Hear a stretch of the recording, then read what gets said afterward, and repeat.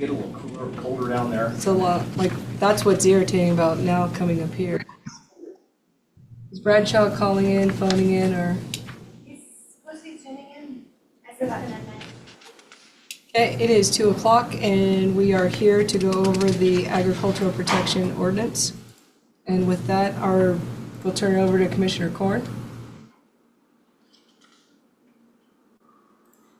So I asked Jake, obviously, to give me a hand with this, and we sat down. I went over Kootenai's plan and did some modifications and changed some words around and everything. And then I asked Jake to step in, and he wrote the ordinance. So I'm just going to turn it over to Jake. Sure. So can I just ask you to cliff note for me, because when I handed over the thing that Kootenai did we just autofill ours, or did we make some, because they just handed it to me just now. Sure. So that way I know where you were. So I think I emailed it to the board last week, and it's in your guys' folder as well. I highlighted on this the major, I would call them differences between this draft and the one that Kootenai put together. Okay. There's some things that they added that didn't make sense. There's some other things that I thought we needed to add. This morning I asked Bill, do we need to add some kind of appeal language in this, or reconsideration window, or reconsideration text to it as well? And he thought that would be a good idea. So assuming, let's say somebody with 3 acres applies for this and the criteria says it has to be 5, it gets denied, they need to be able to appeal. They have to have some kind of due process requirement before going right to court. So I copied over the Title 12 and changed up, so I'll show you on the screen where that's going to be. So that's slightly different than the version here, but if the board is fine with that, we can move forward with it. But other than that, there was some other minor changes that Commissioner Korn wanted to make that I made throughout. I reformatted it, put it into Title 16 like I had discussed previously, which is outside of LUPA, which is in our Title 12. So this would be a new title altogether. So. Okay. I have just a front-loaded question, only Sure. on the 5 contiguous acres. When we're doing acreage, are we removing the home site to, when Like a you do forestry your exemption? when you do your forestry exemption and you have your house on there, we don't allow you to do all 5, and that would make a difference for this. I don't know if the state statute calls out the change. It doesn't, that's why I'm at that one. This is very ambiguous of what we're supposed to be doing, but that was something that caught my eye on when we were working on it before was, do you drop it, is it just the acreage, or is it acreage less the home? Because that's what, you don't have 5 available acres for agriculture with the home site there. And the way it's worded, even in a lot of the other counties, is it just says the 5 contiguous. It doesn't segregate it out. I think it should just be the 5 contiguous acres. There was nothing in statute that said anything like the Forest Exemption Act. They want 5 acres minimum of forest land and 1 acre for your house. I didn't see any of that language that we have to. There isn't, and I'm saying for consistency of application. I don't know that people are gonna wanna do this. I don't see that big of a difference of what you already get from what this is. It feels, for me, even in talking to people in the community, it feels like you're potentially locking your land into something for not a huge benefit for it. I don't think there's any potential about it. I'm trying to be diplomatic on how I say it, but in terms of the 5, we do that on the timber exemption. So for consistency, would we say the same here? Because that was and I actually lean towards be consistent and say it needs to be 5 like it is with the timber exemption. I don't know that this is going to be a big deal because I don't see what I gain by locking my acres in, but anyhow, that was my only thought from the original. If we want to add some provision in there that says 5 contiguous acres, minus or subtracting 1 acre for a home site, we can make sure that's clear. If that's the criteria of the board, I think state statute says it one way or the other, but it just says 5 acres. Why don't you just grab the microphone? And Do we have anyone online? He always says I'm never going to talk. I don't come here wanting to talk. Never. Matt Lynn, Scott Barner, okay. The only thing I was going to say is the timber exemption reads differently than the ag exemption. For the ag exemption, it's 63-604. Oops, I had my football lineup picked up. It says, for the property tax purposes, land actively devoted to agriculture shall be eligible for appraisal, assessment, and taxation. The total area of such land, including the home site, is more than 5 contiguous acres. Now, I've had this discussion with a lot of different people. 5.1 is more than 5 contiguous acres, and including the home site. Now, the tax assessors in our county, I've talked to them in Boundary and also Kootenai County as well. The problem with that, how it's not universally applied. You know, state statute says more than 5 acres. I know a lot of parcels out there that have an ag exemption on there, and they're exactly 5 acres. They're not more than 5 acres. And so I don't know exactly how to interpret that. I really wish the legislature would go ahead and have some consistency between the ag and the timber exemptions being, let's say, 6 acres, including home site. Then they're going ahead and using the same formula, so to speak, on that. So the only issue I can see of the difference between the forest exemption and this, the forest exemption actually gives you a rebate, or they lessen your tax burden on that 5 acres, right? That's why they don't want the house there. They want the house to be kind of like Washington DC. It's its own separate little entity, and then you got at least 5 acres or more of forest land. There's no tax exemption from this APA.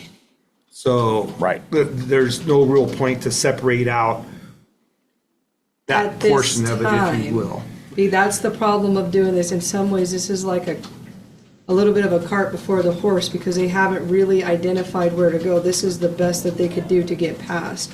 And that's why the 5 acres popped out of my mind of because their overall goal is greater than 5 acres. And this is the foundation of where they're going. And I wanted to talk about that in terms of our ordinance, because I don't want to have to go back and redo something. This is a work in progress, and this was the best they could do on that last session. So it was just a thought of, do we change that? And then I think on your end, it's accurate that it needs to be the legislature that needs to have some uniformity across it, because that creates confusion, which then has a trickle-down impact. And I think we owe that consistency of, if it's more, it needs to be more, and if 0.1 acres is not, in your wetland, that counts as more. But if it's 5, it's not more, so they shouldn't have that exemption. So I guess that was something I noticed in our first one of, we subtract the house from the other ones. Do you leave it in on this one, even if it's just for consistency of, anyhow? Because you never know, because I actually feel like they're trying to move towards also giving you a break taxation-wise for what's in agriculture. And so if it were to stay with the house included, that doesn't make sense. I mean, that'd be huge. And in the discussions that I've been in with the agriculture, they're wanting to even remove that whole house in terms of any of the agricultural land. There's that discussion because they want to increase the footprint and not using, because they feel like sometimes the land then turns into, well, I need a secondary house for this person. And then we start chipping away at the agricultural land with an overall land exemption in terms of agriculture. So that, I'm thinking, not right now, but down the road, will that aspect create a kink in the ordinance? But we can always address it later. That's just my thought. Ordinance can always Whatever. change. If Yeah. you want me to, this is still just in draft, we haven't scheduled a hearing yet. Yeah. So if you want me to make changes, this is the Yeah. right venue to do that. Any other questions on the first couple No, sections? no, that was my, Um, I thought this was different than what you emailed, because it's highlighted. This is not different than what you emailed. That's when I said she just handed it to me. Oh, the I'm highlighted like, version. well, this Okay. is something that's highlighted. I did Yeah. not see this. Yeah, I went through and highlighted some sections just to kind of. Okay, bring but it it's to- the same overall. I believe so, it's Okay. the same document. Okay, that clarifies it. It's like, I can't read that past one. We will need to establish some kind of fee schedule to go along with Title 16. That fee schedule has to include application fees, appeal fees, any amendments. So if I think there's some provisions to allow them to expand or request to be removed out of, so we'll have to cover that in some kind of fee. By happenstance, the county planning directors, we have like a listserv email, so they email this question to each other of who's charging what fees for this. Some of them incorporate this into a comp plan map amendment. They require that upon application. And some of them don't have, they craft it like we have. The cheapest fee so far from that email is about $900. One other county is at $1,000, someone else is at $1,500, and the other one is depending on, they're debating it still, but they're looking between $600 and $2,000. So, Nobody's doing this for that amount of money. You're not getting anything for it. well, when I was speaking with Commissioner Corn about this, if you're putting on, if planning staff is going to be administering this code and scheduling hearings, you think. No, I agree there needs to be a fee. Right. I'm just saying, because of a fee, this is we have to be, The whole thing's ridiculous. I'm gonna say it. okay. There's Okay? little benefit, I agree. I'm just saying, So- people don't want to pay $25, they're not paying $900 to get nothing. For no So, benefit. I kind of wanted to get just a general idea. I can do a more thorough analysis on an estimate on what this would cost the county to process. Do you think 2 hearings, one with an APA board, one with the county commissioners, then staff putting up a report together, probably 4 to 6 hours of staff Oh my time plus goodness. noticing requirements? How about we just make it mirror something else that's similar to the request? That's what we're And thinking, then- similar to like a zone change. Then just do, Yeah. and make it mirror something that we Okay. already have, because then we're consistent in how we evaluate the cost. Okay. And whatever that dollar amount comes out to, that way it's like for like activities, because I think on some things outside of this, you guys are undercharging. Like that one where we had last time we were here Certificate together. of compliance, Yeah, I that's, think. Yeah. feels like that's way undervalued for what you guys have to do. And in part, it's redistributing the cost to the county because the person's not doing their own survey. Yeah. They're basically asking you for the answer to get them where they want to go. If this just mirrors something where that's similar, I think that'd be fine. And we did discuss aiming a little high on it, Yeah, out of the gate. we can do an estimate, and then after we do 2 or 3 of these, then we can reevaluate how much time does this actually take us, what was the true cost, and then we can modify it. You could always reduce fees down without any hearing, you can just do it by resolution. But when you're gonna increase more than 5%, you have to do a public hearing. So establishing these fees, it'll be a separate agenda item on the same hearing we're gonna do. So we'll do 1 hearing to adopt the ordinance and 1 hearing for the fees, we'll just do it all back to back. Certificate of conformance brings up, in my mind, when I think of this, and it's not because I'm trying to tack fees on, but because a site plan is required, and why wouldn't we require them to actually do that so we know the lines? Because some of this might have lines that are not, depending on like larger tracts of land or where they're positioned, if it's not clear that that may be required for them to actually do without, because part of what people don't like is you can go in and record anything, and that doesn't make it correct. But in terms of these lines need to be drawn correctly. I think that's why we require a legal description, and that will allow us to put lines on a map of where it goes. The certificate of compliance doesn't, what that does is it determines whether or not a lot was created legally. It doesn't tell you if all of the structures are legal on there or anything else like that. So long as, similar to a zone change, so long as we have a legal description of what they're applying for, that should cover, the area in which an APA is being designated. Right, but if their lines are not right, because for example, on the one we were looking at, they had a legal description. Sure. But we still needed, that's what my mind was Okay. thinking of on that. I wasn't sure, I'm not sure that that's right, it's just Yeah. just because I have a description doesn't mean it's correct. And so then what has happened is then decisions are made based on a rocky foundation because there wasn't confirmation. It was back in the 1800s, someone said this is what it was, and then we just, Forward. yeah. I mean, that was just one thought. I mean, I don't know that you need it, I'm just saying, anyhow. Okay. So that's the one thing on the fees, I wanted just to make sure we're on the same page. I'll present something, if it all feels too much, adjust it in that hearing. I'll do some evaluation, it'll mirror some similar fee schedule that we have in Title 12, and probably pull from how we evaluate zone changes and other things. Narrative, review procedure, hopefully that one changed. I didn't have a highlighted version here.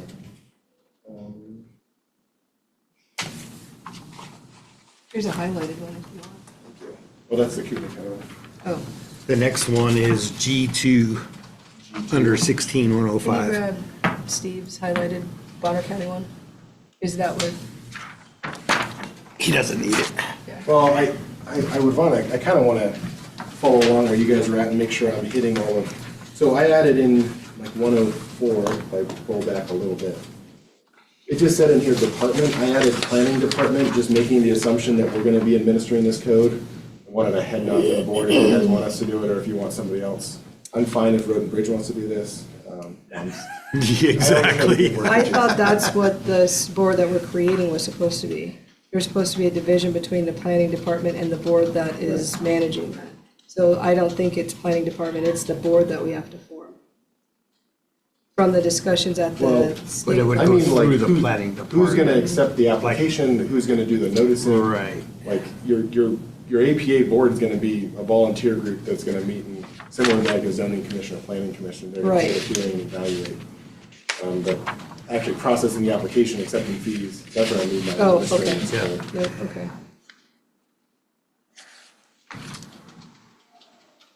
Okay, covered that. And then G2 is moving 105 G2. So there's, this state statute is it's tough to read. But direct the amendment of future land use map in the county comprehensive plan to reflect the boundaries of an APA. One way you can interpret this is say, we're going to keep a list of these APAs that are approved, and when the comp plan gets updated, we will include those in our comprehensive plan update and map them at that time. Like I said before, some other counties are taking this and requiring a comp plan map amendment with it. The ordinance makes it sound, or sorry, the statute makes it sound like you're amending the comprehensive plan, but it never says it outright. It kind of uses the land use maps in a general term, and then sometimes it calls it out differently. So it's unclear what the legislators want us to do. They don't say that the property has to be zoned agriculture, but later it protects the property owner from being zoned something other than agriculture. So someone with 100 acres in the suburban zone could apply for an APA. There's no zoning requirements in our evaluation criteria. But if they're in agriculture, there's a protection in the statute that says you can't be removed from it. So there's some kind of conflicting language when you're evaluating the statute as to what was their intent behind this. So if we stay kind of close to the statute, like I said, one way to interpret this, which is probably would work with how we have this written up, is the staff will notify GIS and they can draw like an overlay zone on our comp plan map, have it separate from and different than the comprehensive plan map. And then the planning commission, when evaluating the comp plan map, they can look at that and say, oh, this 50 acres in the suburban zone is designated APA. Let's change that to agriculture. And then it matches what that protected use is for the next 18 more years or whatever it is. So I kind of wanted your thoughts given kind of that context. I think that's part of what the point of their selling point was to show on the map where these areas are. That's really the only conscious benefit is there's a pin on the map to planning so that if a zone change is happening, that land will be something that sticks out. So I think that's a good one. And I talked to the GIS director and said, hey, is this all we're going to need to be able to map these things? And we're thinking of it like some kind of hash over the top of zoning. And he said, yeah, that will work for us. And we had a chat through it, looking at what the application contents are. So we got at least a general idea, and he understands and appreciates where we're at. So Mr. Linscott had a comment, I believe. So, Do you really need to raise your hand when no one else is? You want to sit up here? no, I always raise my hand. That's sometimes my habit, and sometimes, at a planning commission meeting, when we have all this talk at the same time, I'm usually the only one with my hand up waiting to be recognized. And they don't call on you. That's No. the only reason you come to our meetings. That's we'll right, call on because you're at least looking at me this way, so. There's less people in the room. So. So my only comment is under G2 where it says direct amendment of the future land use map, county comprehensive plan. That is following the language in 9704. And I believe we should also add what they have number 4 in statute is the designation, because that's what we're referring to is up there is we're designating on the comprehensive plan map where these APAs are. We should also add the language direct quote from 9704. It says, "The designations of specific parcels of land as agriculture protection areas shall not impact other parcels of land not designated as agriculture protection areas." I thought we put that in there somewhere. Where that's at is on page 2, because it appears also in 9702, but it's worded just a little bit differently, and it is a direct quote. It's going to be the very top of your page 2, where it says, Whereas, that one created a lot of disagreement in the groups because part of, when you read it, I don't disagree that the way this is, it's reasonable, but then when it says it shouldn't impact others, then when you're talking about the map, then when planning says, look, this is agriculture protected, therefore your zone change, because it's bigger, then someone's going to go to that line and say, well, this APA is not supposed to impact the other properties around it. And then the other properties around it will have a dispute with the APA because if you don't do a change that's related by saying that designation has changed our map. That was one where people couldn't figure out what you were going to do in this period of time before, if people started using it, how do you argue with the two different landowners when part of the way planning and zoning looks at it is based on the map and what's there, and if agriculture's there, it does necessarily impact the properties around it when we're looking at what you change it as. right, I think the original, in House Bill 608, the original language had a very lengthy paragraph that basically spelled it out quite well, that having an APA cannot influence a zoning decision on the neighboring parcel. That was whittled down to just those 2 sentences. Yeah. Yep. That's just my suggestion. We do have someone online as well if we want to. Is there a hand up? So one thing I know outside of that, I don't mind that change. I think it's just, there's a lot of problems with the language that what's in it and what's not in it, I think. But when it comes to the term ending and we need them to notify us before it ends, do we need to be more specific, like before the last day of, so that they know for sure, just like with our noticing, we had to say it's gonna stop at this day, at this time, be done. Not this, I got a stamped letter to the planning department kind of deal. So I wanted to be, because to say it automatically enrolled for 20 years, if you didn't respond, is a huge kind of consequence if you didn't want to do it again. Where's that? It's right below, it's on the 16108. Yeah.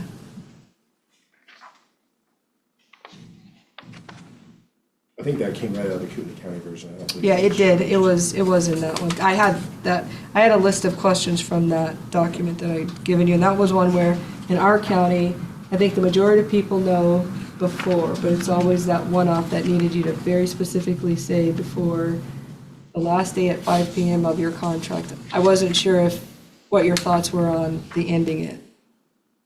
I think the statute calls out no less than 20 years, so they could request a longer time, for one. I mean, someone could put it in the AP for 100 years, right? I think if you look at the statute, it says no less than 20 years. I think it says it's something. yeah, and I think it just auto renews until you Yeah. say Well, I'm otherwise. saying the initial application, they could put it in for longer than 20 years Right. if they wanted to. And so to be specific to 20, but Yeah. it's that But the- before the term, the last day of the term itself or something, instead of specific on the 20.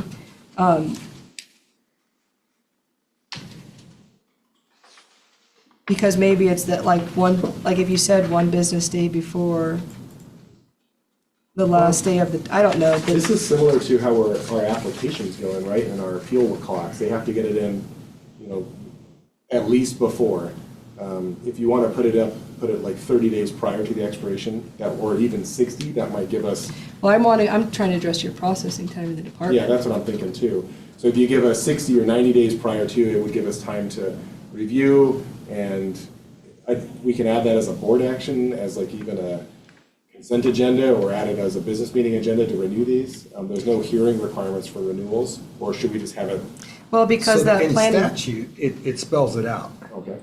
It says 90 days. It says if the landowner desires to terminate the APA, written notice to the Board of County Commissioners is required at least 90 days prior to the expiration of the agricultural protection area before the Board of County Commissioners terminates the designation. So So they're gonna that, have so to it should mirror write that then. 90 days prior to the expiration when they put it in 20 years prior. And as far as renewing, there is nothing. It says that 20 years after the creation of the APA, if the landowner desires to continue with the agricultural protection area, no action on the part of the landowner is necessary, and the Board of County Commissioners shall automatically renew the APA for another 20 years. So it's literally 20-year blocks. So they're just gonna assume that if you don't give us a 90-day notice. If we don't get a notice, then is it our responsibility to keep track of that, so we automatically renew that for another 20 years? There's a little extra work. So then let's change it to the, not in, just fix it to where it matches the statute Yeah, then. I will, what part of the statute, if you don't mind, Commissioner? What part is that? That is 67-9708. Then that was number 1 and number 2. Number 3 says, the clerk of the Board of County Commissioners shall record the renewal of the APA, blah, blah, blah. So the clerk's gonna be tasked with recording that evidently. Of the Board of Commissioners? The clerk of the Board of County Commissioners, yes. And that's fine, like, whenever we do a zone change or whatnot, I thought you guys worked on this together. When we change ordinances, your clerks go and record them, so that's a typical practice. Okay. I'll modify to match 9708, 67-9708. I know we talked about adding a few of those, and I thought, back to Matt's last question was, I thought we added that in our language somewheres, or we just spelled out the statute where it said that it shall not impact the surrounding properties. But I'm not seeing where we added that. Ron, I'm seeing on page 2, that very top sentence. The whereas or in front, on top of that? On page 2 of ours? Well, it's the one that I pulled offline. Okay, so I have a bunch of whereases. Oh, yeah, it's part of that. Okay.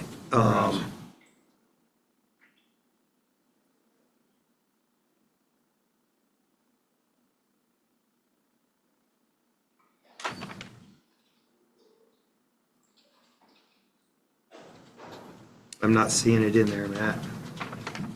Where it says, whereas Idaho Code Section 67-9702, that goes on for a couple sentences, and it says, by promoting proactive planning tools for working landowners and governing bodies to maintain and enhance the economic value of working lands without impacting the property of those that elect not to participate in this opportunity. Okay.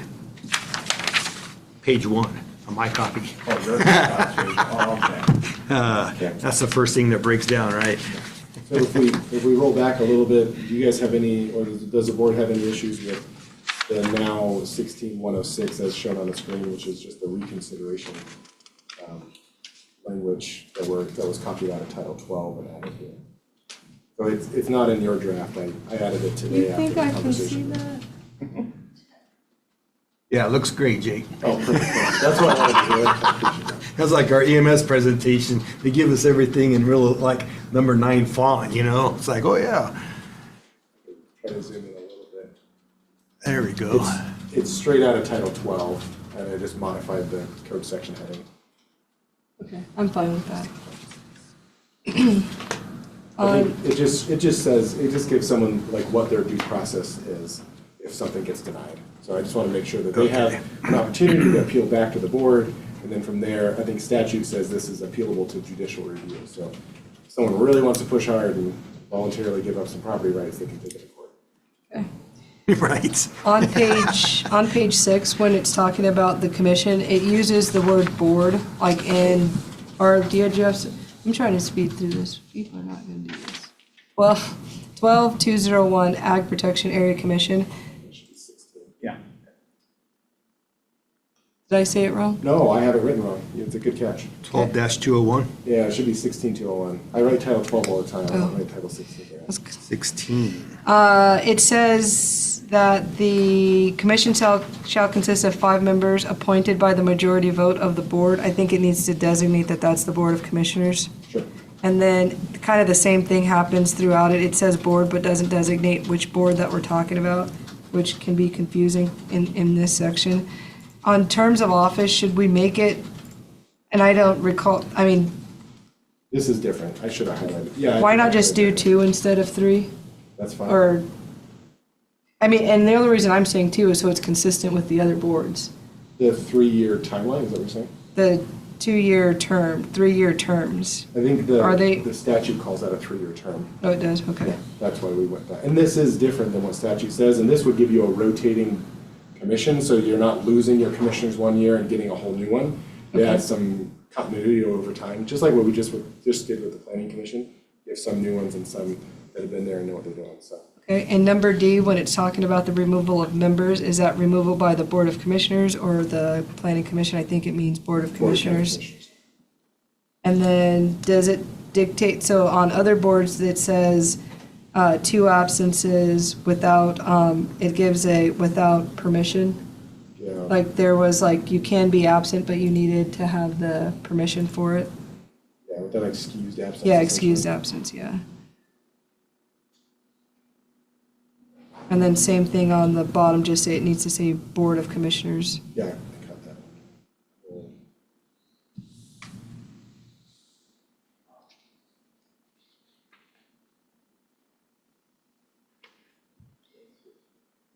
Shouldn't they have to have, they're not gonna have their own secretary for this, they're gonna use a county clerk for their meetings?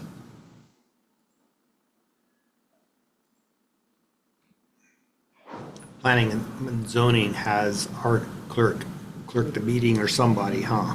Well, they don't need it, they don't need to use our clerk, they can be required to do their own secretary like the fair, and that's what I would say they should have to do. Because it's a county resource that costs us money to say they get a clerk.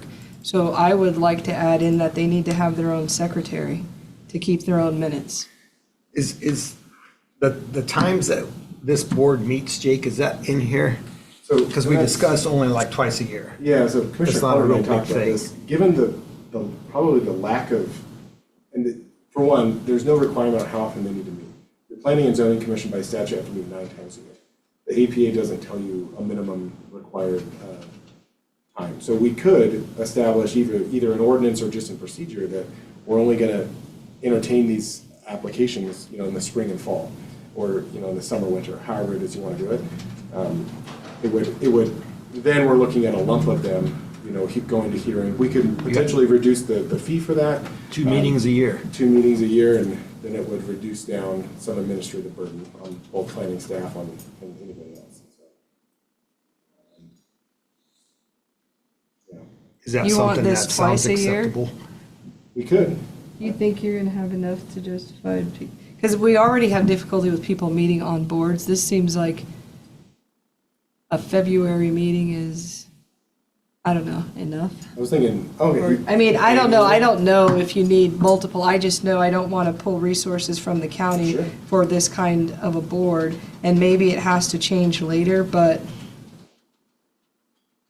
Meet annually in April, and then the board would hold hearings in May. It's before you guys do a budget, so it's less. we are in budget now. Or, I mean, what are you talking about budget hearings. before? Budget hearings. Have you not been watching these meetings? I don't think there's going to be a line waiting I to don't get their think there is property put either. into this. So I guess if you're gonna do that, then I guess you use the clerk to record it. Okay, I'm fine with an annual meeting. That way, we get applicants throughout the year, we can collect applications, we can process our stuff, and then. why don't we just say a minimum of one time, because it already requires them to meet in the month of February. Yeah, And then- I think that's copied over from our other code, and I was gonna ask. You might wanna- Well, if you did, that would be fine, because then you have like your board, county commissioner that changes over too. But then maybe that they can determine how often they want to meet outside of the February meeting, and then it's none of our business. Sure. But then they need a secretary for outside come of it review of says- application. How come it says time of meetings on 16-202A, Once each year, the director shall publish the APA's commission's monthly meeting schedule for the following year. I think that came out of That's ours, Cooper's. so we could change that. That's not in code, Yeah, right? Because this is setting us up for monthly meetings. yeah, Who, is that your, because are you the director in this? I believe so. That came out of Kootenai County's code, so I didn't modify that. I could put planning director. I think what they did is added their code into their LUPA code, like our Title 12. So all of these were already fleshed out as what the department is and what the plan, or who the director is. Why would you take on extra work instead of making the chair of the commission have to publish their own and give it to you? Because publishing really is like putting it on the website. That's what it really, when we talk about publishing a calendar, that's what we do with the planning and zoning commissions is we create something, we hand it off to them, do you guys want to meet these times? They give us some feedback and then so it wouldn't be any different than that. We would just add it to our our calendar we keep. Say they're going to meet every February and then. Yeah, so why wouldn't they be just giving it to you versus you doing the work to say, when are you guys wanting your meetings? Because then you're becoming their secretary. If you want to do that, it's fine, because you, It wouldn't be that much more work from what we already do with the other two commissions and the hearings in there. So we would just add it to the same calendar. So we just set it up yearly, like on February 30th? Yeah. All approved? Sorry. I got you. It's been a day of meetings already, so. No joke, huh? Just making sure you're paying attention. I hear you, yeah. And we want to stick with a five-member board, five-member commission. Can we get 5 to come meet once a year? This is what happens when you have a meeting and you're too quiet in that meeting, and then this meeting is just all nothing but jokes. Well, I've only had the zoning commission not have a quorum once in the last, 3 years, 3.5 years. So But they're there's one- busy. Yeah, and they You meet. guys are doing things, you're interacting, Well, you're Not the involved. planning commission, I'm talking the zoning commission, which is a five-member board, and they don't have a huge workload like the planning commission does right now.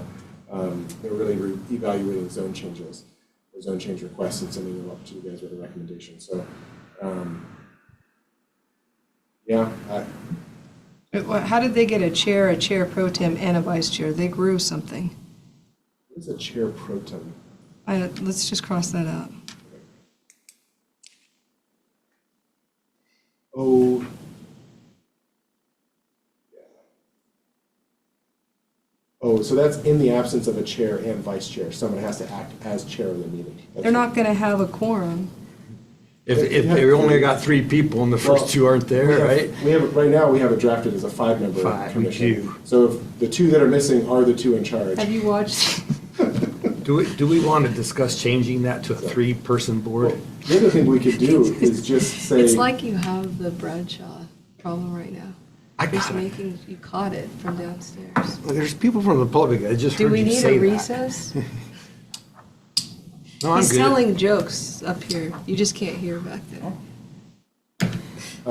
The other thing we could do is rather than Got to dictate. laugh. It's hard to focus when you're just, he's trying to get through the meeting and you're telling jokes in my ear and I'd like to go through it. It's difficult. Why are you taking on recording and transcribing? Because I know I gave the Kootenai County thing, but we don't have to do what they did. So Right. because it says director. So if we're going to allow them to have access to the clerk, then the clerk will do all the recording and all that stuff. Where are you at, Commissioner? Sorry, he flipped us On over to s- 16202C. Okay. It's got record of proceedings. Okay.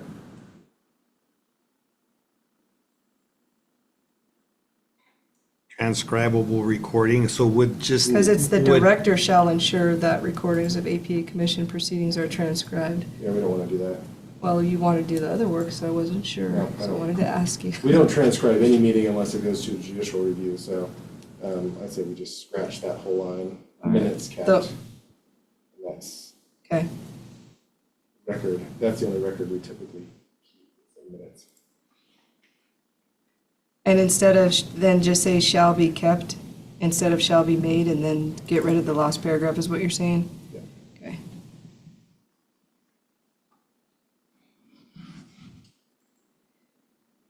transcribable recording.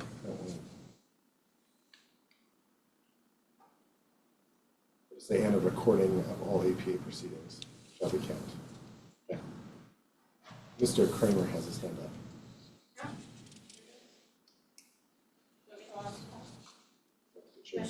Sure.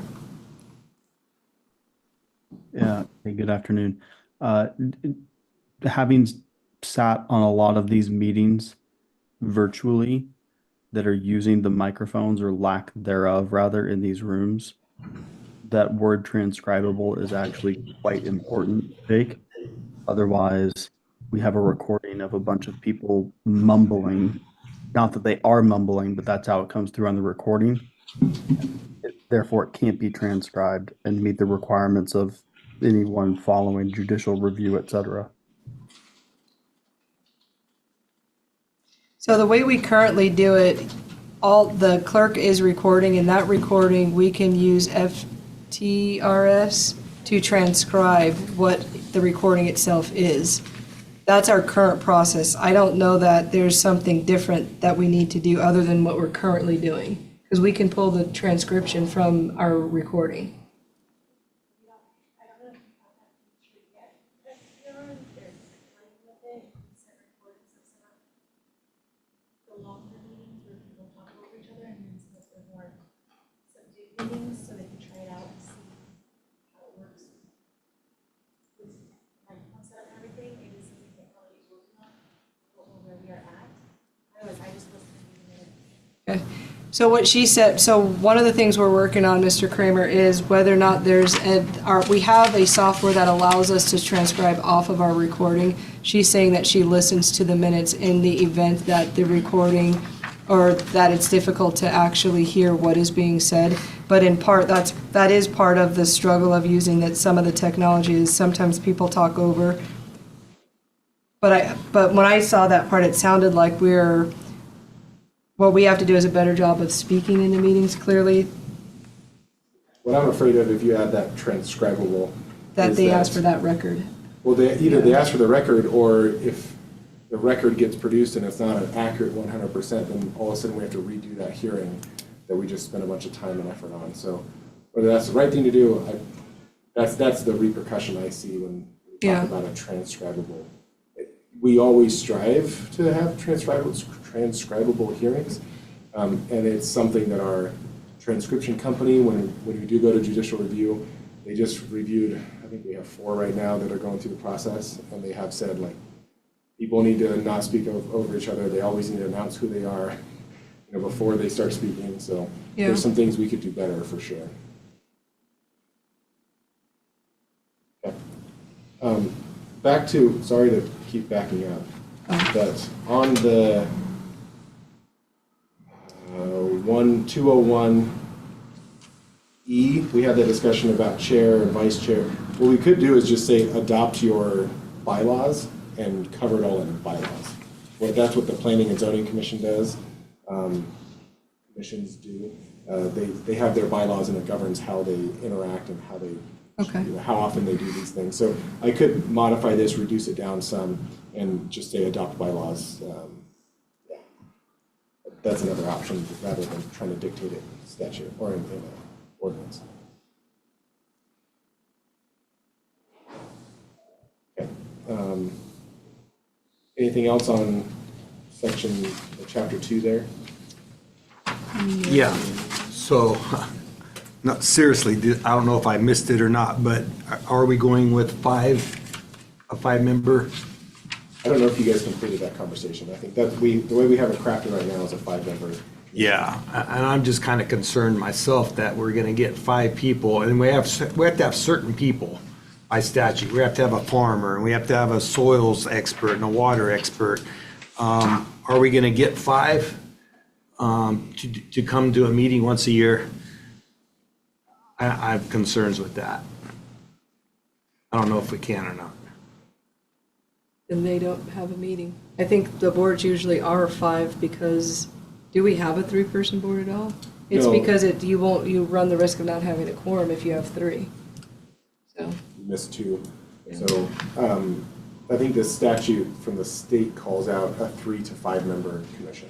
So it gives us the latitude It of does. choosing. Yep. Please don't do 4. Split votes are just no fun. So I would say either choose 3 or 5, but. I'm can- fine either way. I'm just concerned that this is just, it seems like it's such a non-issue altogether that trying to find 5 people that will dedicate themselves to this board might be tough, but we can try. Okay. I did talk to our one farmer on the planning commission. He might be interested. So I thought we Well, could and it's like double solid dip waste. one. Solid waste Pizza. struggles with their 5 too. Yeah.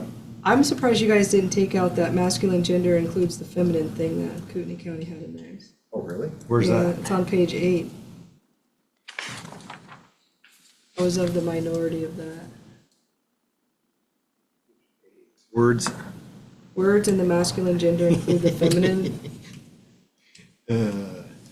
Sometimes you just don't want to argue with it, so I thought you guys would have taken that out automatically. Number Top. 5, number Remember 5 on all the way at page the 8. top. Oh, I did read that, and I thought it sounded weird, but, okay. So that's in the definition section. Yeah, yeah.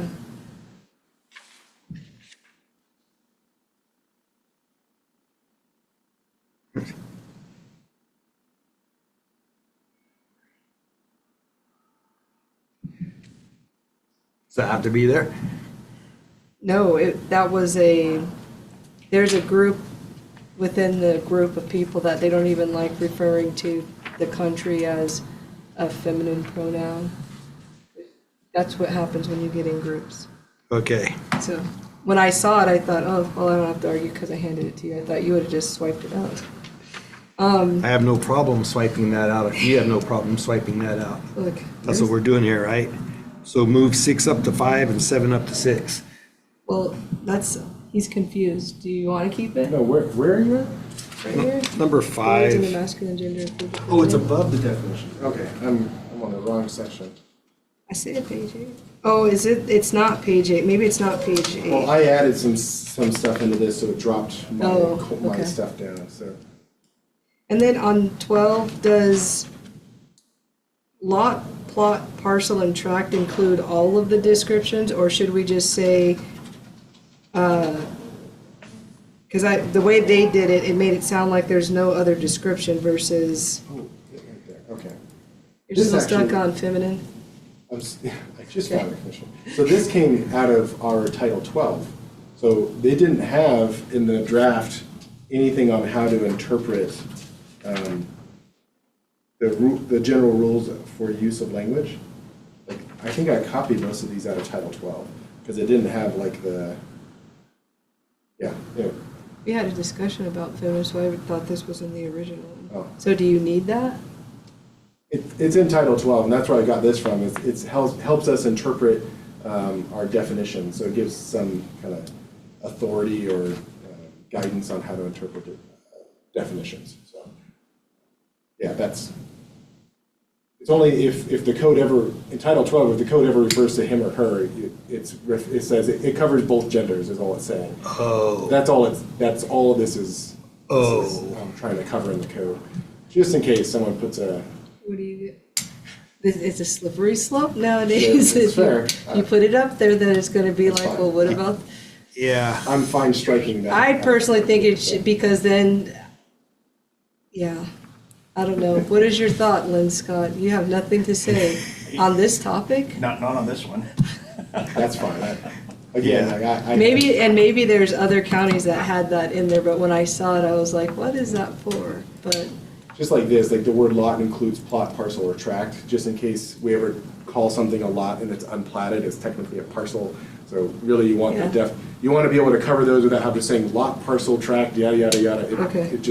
It gives us some guidance to argue with folks when they say, well, he's not qualified because your code says it has to be a lot, and it's unplatted, therefore it's a parcel. So it's those kind of arguments that come up on some nuanced stuff that you have some person, it didn't include jurisdictions. people. The word person includes firm.